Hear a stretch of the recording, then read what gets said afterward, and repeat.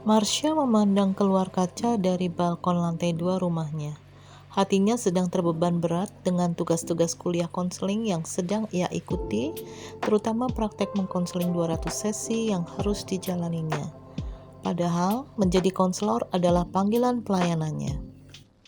Tapi ketika pikirannya dipenuhi dengan beraneka ragam informasi tentang konseling, dari kuliah maupun buku-buku yang ia baca, aturan-aturan yang menyangkut do and don't dalam konseling, serta keterbatasan waktu dalam menyelesaikan sesi-sesi itu, tiba-tiba merubah pandangan Marsha terhadap para calon konseli atau klien itu sebagai beban. Bukan lagi sebagai bentuk pelayanan yang semula ia rindukan.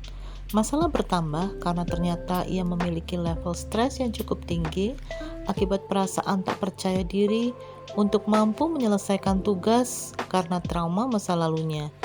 Marsha lantas mencurahkan bebannya kepada Tuhan dalam doanya yang dipenuhi dengan air mata. Dia mengeluarkan semua unek-uneknya kepada Tuhan Yesus dengan bebas. Saat doa, tiba-tiba Marsha diingatkan Roh Kudus kejadian beberapa hari sebelumnya, saat ia sedang saat teduh di tempat itu juga. Ketika membuka matanya, ia melihat bentuk awan yang tidak seperti biasanya. Lalu ia memotret awan itu dengan gadgetnya. Saat Marsha amat-amati, bentuk awan itu terlihat seperti wajah Tuhan Yesus yang terlihat teduh. Ketika foto itu ia perlihatkan kepada seorang temannya itu lalu mengirim gambar wajah Tuhan di kaosnya. Terlihat mirip. Saat itu, Marsha hanya merasa bersyukur bisa melihat wajah Tuhan Yesus di awan itu. Tapi ia masih belum tahu apa maksud Tuhan ia diperkenankan mengalami hal tersebut. Namun pada waktu terbeban inilah, Marsha diberi pengertian bahwa kesulitan apapun yang akan ia hadapi, ada Tuhan Yesus yang akan selalu menolong dan memberi kekuatan serta kemampuan kepadanya dalam melaksanakan setiap tugas yang diberikan kepadanya. Sehingga Marsha tidak perlu khawatir lagi. Marsha jadi ingat firman Tuhan dalam Lukas 12 ayat 24. Perhatikanlah burung-burung gagak yang tidak menabur dan tidak menuai dan tidak mempunyai gudang atau lumbung. Namun demikian diberi makan oleh Allah. Betapa jauhnya kamu melebihi burung-burung itu. Kalau burung gagak saja dipelihara Tuhan, apalagi aku yang adalah anaknya, pikir Marsha. Hal itu membuat tangisnya reda seketika. Selain itu, Marsha juga mendapat firman Tuhan dalam Lukas 15 ayat 11-32 tentang anak yang hilang. Secara khusus melalui ayat 20 yang berbunyi, ayahnya telah melihatnya, lalu tergeraklah hatinya oleh belas kasihan. Ayahnya itu berlari mendapatkan dia, lalu merangkul dan mencium dia. Dari ayat ini, Marsha kembali diberi pengertian Roh Kudus tentang sikap sang ayah saat menyambut anaknya yang hilang, bahwa saat menghadapi konseli, dia harus mempunyai hati seperti sang ayah yang berbelas kasih. Lalu tindakan ayah yang berlari, merangkul dan mencium anaknya menggambarkan kerinduan dan sukacita menyambut kedatangannya. Demikian juga hendaknya Marsha bersukacita menyambut konseli yang datang kepadanya lewat perannya sebagai konselor untuk menolong mereka. Jadi Marsha tidak boleh menganggap para konseli sebagai beban. Saat teduh pagi itu memberi kekuatan baru kepada Marsha dalam area kekhawatiran dan perubahan cara pandang baru terhadap tugas konselingnya. Bukan hanya itu saja, Marsha merasakan tuntunan Tuhan lewat cara memupuk kepercayaan dirinya sebelum menghadapi seorang calon konseli yang menurutnya menakutkan. Karena konseli itu lebih senior secara usia, sangat tegas, pendoa syafaat, dan saat pertemuan di suatu acara seminar, beliau adalah pembicara yang terlihat memiliki kehidupan spiritualitas yang tinggi.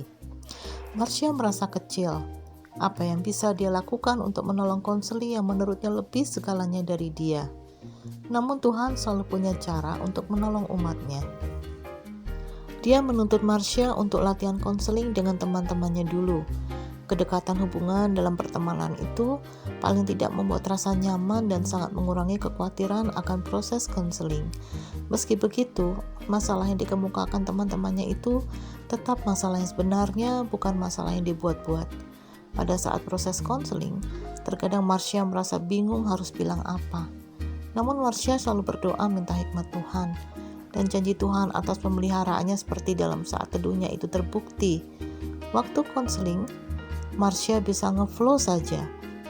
Metode konseling yang biasa dilakukan Marcia menurut buku konseling Kristen yang efektif oleh Dr. Gary R. Collins adalah metode konseling interaksional atau interactional approaches yang menunjukkan hubungan yang equal antara konselor dan konseli dalam mendiskusikan persoalan sehingga keduanya dapat mengambil keputusan bagaimana sebaiknya persoalan tersebut diatasi. Setelah pengalaman mengkonseling tersebut, rasa percaya diri Marcia seperti naik hingga tidak terlalu merasa takut dengan konseli yang ia takuti. Esok paginya, sebelum bertemu dalam sesi konseling dengan ibu pendoa syafaat itu, Marcia berdoa terlebih dahulu. Dan dia ingat perkataan seorang kawan yang sudah mengkonseling dirinya tentang pena yang diciptakan penemunya untuk tujuan tertentu sesuai keinginan sang penemu. Demikian juga Tuhan menciptakan dan memanggil kita sesuai tujuan atau panggilannya. Jadi yang kita perlukan adalah menyerahkan diri seutuhnya kepada Sang Pencipta. Dia yang akan melengkapi kita untuk mencapai tujuannya. Lalu Marcia juga teringat perkataan Jim Kwik, seorang memory and speed reading expert yang mengatakan bahwa saat kita melakukan self-talk terhadap diri sendiri, tidak boleh mengatakan hal-hal yang negatif. Karena otak kita seperti komputer, di mana self-talk adalah seperti programmer yang memasukkan data ke dalam komputer, sehingga komputer akan beroperasi sesuai data yang dimasukkan. Kedua hal tadi menguatkan Marcia untuk lebih pasrah dan tidak lagi mengatakan kepada diri sendiri bahwa dia tidak mampu mengkonseling orang, tapi sebaliknya, dia mampu melakukan tugas ini karena Tuhan Yesus yang memberi kemampuan. Pada saat proses konseling dengan ibu pendoa syafaat ini, sempat di tengah sesi dia bingung, namun seolah ada yang menenangkan hatinya bahwa persoalan ini tidak sesukar yang dia pikirkan. Akhirnya proses konseling kembali ngeflow, ngalir saja, hingga diakhiri dengan doa bersama. Setelah acara konseling berakhir, Marcia merenungkan bahwa ternyata apa yang dia takut atau khawatirkan tidak sama dengan kenyataan. Marcia merasa semakin dimampukan menghadapi tugas-tugas konseling berikutnya. Dengan semakin memasrahkan diri kepada Tuhan, memandang konseli sebagai tugas mulia karena ia menjadi kepanjangan tangan Tuhan untuk menolong mereka, serta memperkatakan hal-hal yang baik terhadap diri sendiri, Marcia kini siap menjadi konselor.